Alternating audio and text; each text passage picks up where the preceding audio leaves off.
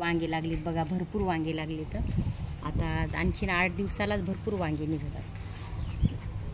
बिना खताचं बिना ह्याचं वांगं खायला एकदम भारी वांगं भारी लागते.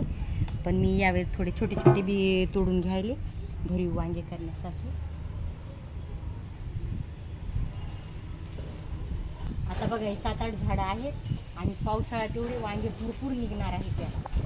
कारण या 7-8 झाडामध्येच आणि कॅरी बॅगी थैल्यामध्ये लावलेली आहेत.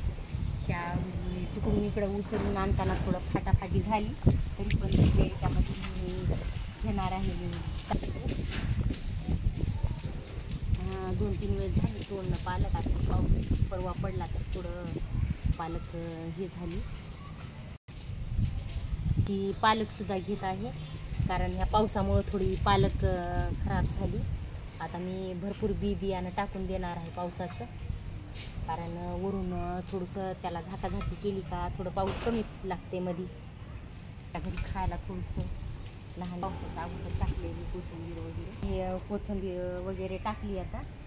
आणि हे काही नाही बरं का, ह्याच्यामध्ये खत नाही वगैरे नाही, फक्त माती आहे. आणि जसं का आपलं भाजीपाल्याचं आपण जसे का देठं वगैरे खालच्या मुळ्या वगैरे टाकतो का, ते मात्र तेवढं मी खत टाकत असते घरच्या घरी.